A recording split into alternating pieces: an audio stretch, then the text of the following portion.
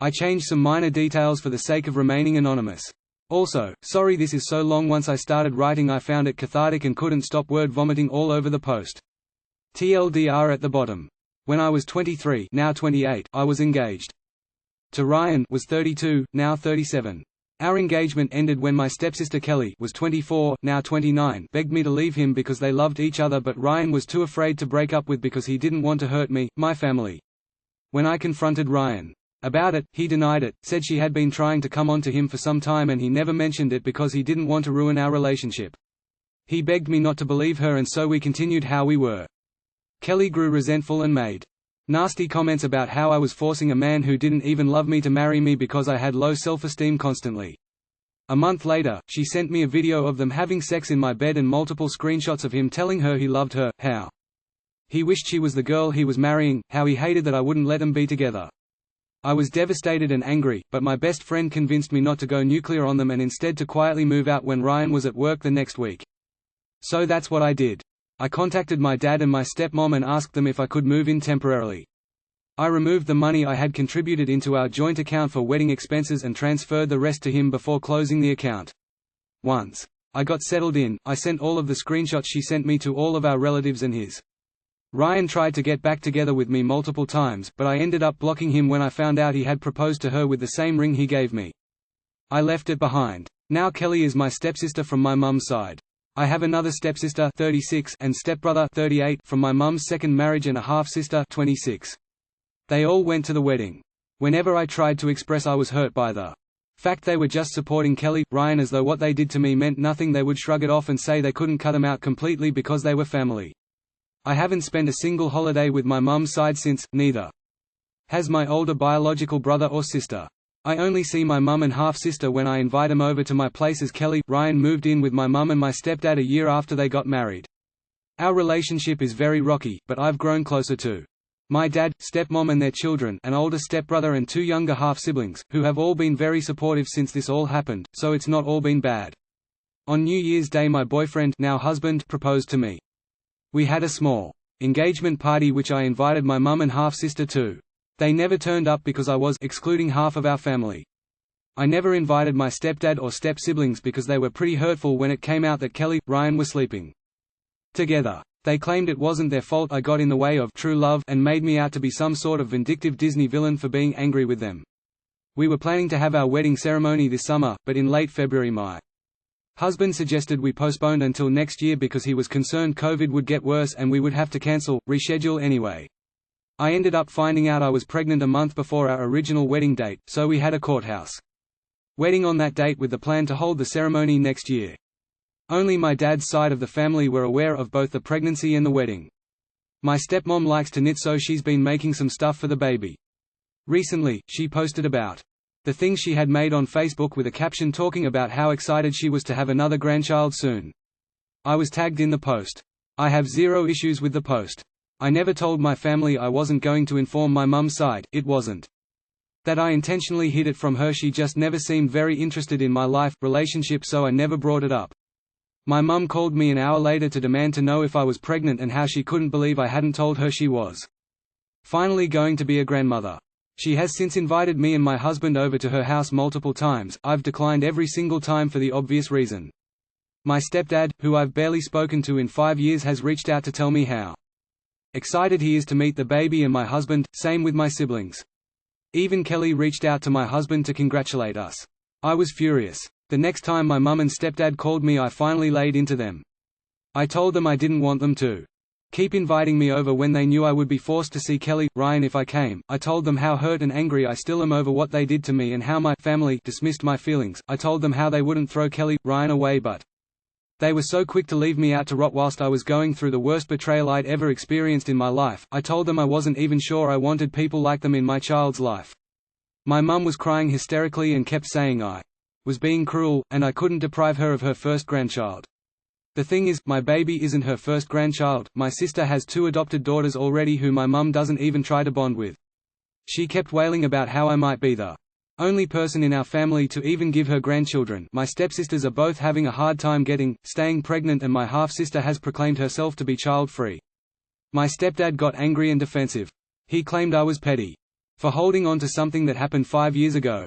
He pointed out how I had found someone else, so I should understand how love works, and sometimes two people just can't help themselves. You love who you love, basically. He said Kelly, Ryan were happy together, so I should be happy for them the way they're happy for me and my husband. The ironic thing is my sister told me Kelly, Ryan look like they were on the verge of divorce and they argue constantly. My mum complains to her about them. And how my siblings all hate him but pretend they like him for Kelly's sake.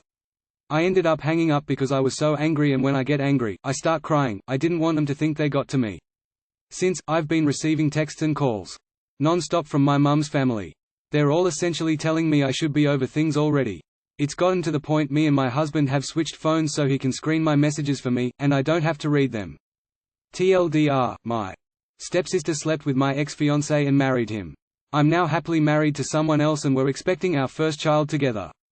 My family thinks I should be over it already since I've moved on, but the anger is still there, and I have no interest in forming a relationship with my ex or my stepsister again. They're now putting pressure on me to try and get me to forget it ever happened. How do I make my family understand just how unforgivable what Kelly, Ryan have done to me is? I would prefer not to go completely no contact, but is that my only option here? Just out of curiosity, did you mum and stepdad have an affair? I'm asking because of how close in age you and your half-sister are and the way your stepdad seems to be justifying what Kelly, Ryan did. It could explain why they don't think what they did is such a big deal, because they did it too. You can be happy with your husband and still feel that your stepsister and ex-fiancé betrayed you and that your family left you out to dry over it. Because those things are true. Lots of reading here about difficult family relationships. Perhaps you will find something that speaks to you. And GT, since, I've been receiving texts and calls non-stop from my mom's family. They're all essentially telling me I should be over things already. It's gotten to the point me and my husband have switched phones so he can screen my messages for me, and I don't have to read them. That's lovely of your husband, but block them. They aren't going to say anything you haven't already heard, and none of it is helpful or kind. I hope you have a therapist you can work with on all of this stuff. Congrats on the baby. Being over the relationship is not the same as being over the betrayal. You can love your new husband and be happy you didn't end with Ryan and still be hurt that when everything happened your family refused to acknowledge your stepsister and ex broke up your relationship. If they genuinely don't believe they've done anything wrong, then I don't think there's any path forward. You should try and let go of your anger for your own sake, but that doesn't mean you need a relationship with them. It sounds like you have a lot of other close family.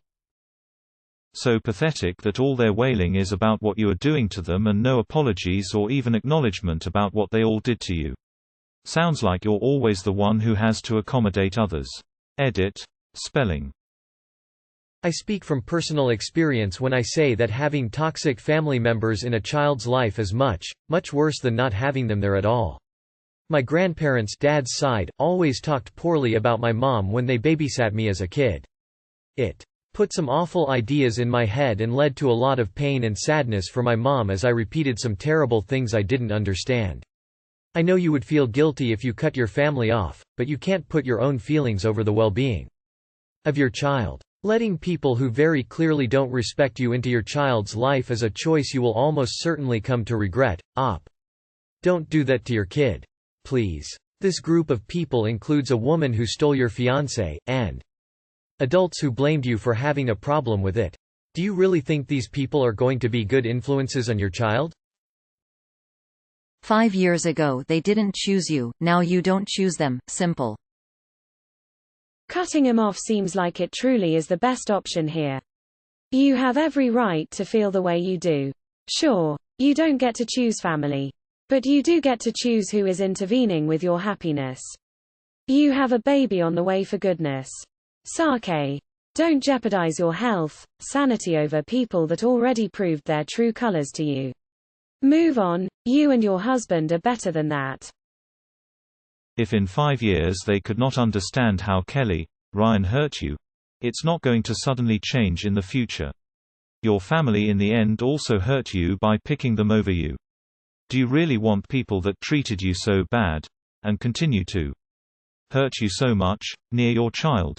Also for your own health, keeping in contact does not sound healthy for you at all.